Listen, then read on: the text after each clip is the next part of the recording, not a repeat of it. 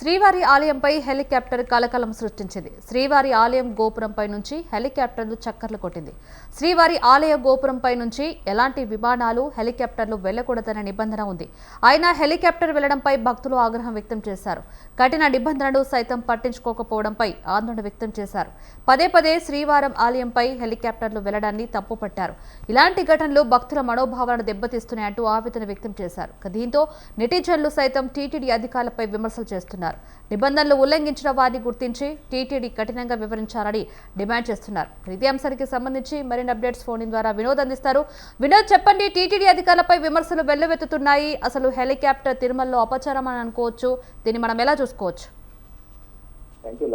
తిరుమలలో మరోసారి ఆగమ శాస్త్ర నిబంధనలకు అమలుపై చర్చ మొదలైందని అయితే చెప్పుకోవచ్చు. శ్రీవారి ఆలయం మీదుగా ఈ హెలికాప్టర్ ఈ రోజు కొద్దిగా సేపు చక్కర్లు కొట్టడంతో కూడా ఇది ఘటన వివాదాస్పదంగా మారిందని అయితే చెప్పుకోవచ్చు. ఆగమ శాస్త్రం ప్రకారం తిరుమల పవిత్ర కొండపైన ఎలాంటి విమానాలు కావచ్చు, హెలికాప్టర్లు కావచ్చు, ఇదివరకే నో ఫ్లయింగ్ జోన్ గా కూడా దీన్ని ప్రకటించడం జరిగింది. తరుణంలోనే ఈ రోజు ఒక హెలికాప్టర్ కొద్దిసేపు చక్కర్లు కొట్టడంతో భక్తులందరూ కూడా పెద్ద ఎత్తున వాళ్ళు టీటీడీ పైన వెచ్చిపడడం జరుగుతుంది.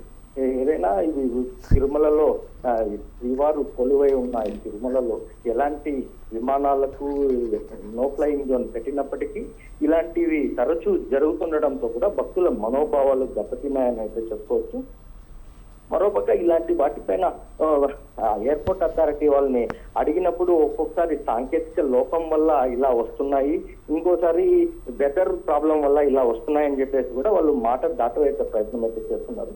ఏదేమైనప్పటికీ ఇప్పుడు చూసుకుంటే పౌర విమానయాన శాఖ మంత్రిగా మన రామ్మోహన్ నాయుడు ఉన్నారు. ఇదే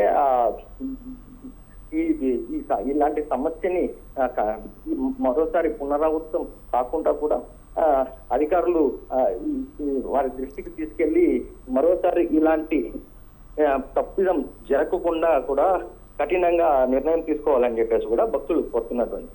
ఏదేమైనప్పటికీ ఎన్నిసార్లు ఇలాంటి జరుగుతున్నా టీటీడీ అధికారులు మాత్రము వారిపైన కఠిన చర్యలు తీసుకోకపోవడంతోనే ఇవి మళ్ళా పునరావృతం అవుతున్నాయని చెప్పేసి కూడా భక్తులు పెద్ద ఎత్తున ఆగ్రహం వ్యక్తం చేస్తున్నటువంటి పరిస్థితి అయితే ఉంది.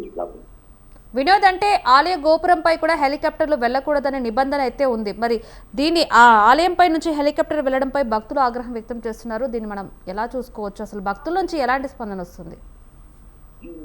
ముఖ్యంగా చూసుకున్నట్టుంటే దేవదేవుడు కొలువైన 7 కొండలకు సంబంధించి తిరుమల పైన నో ఫ్లయింగ్ జోన్ అని చెప్పేసి ఇదివరకే పెట్టడం జరిగింది.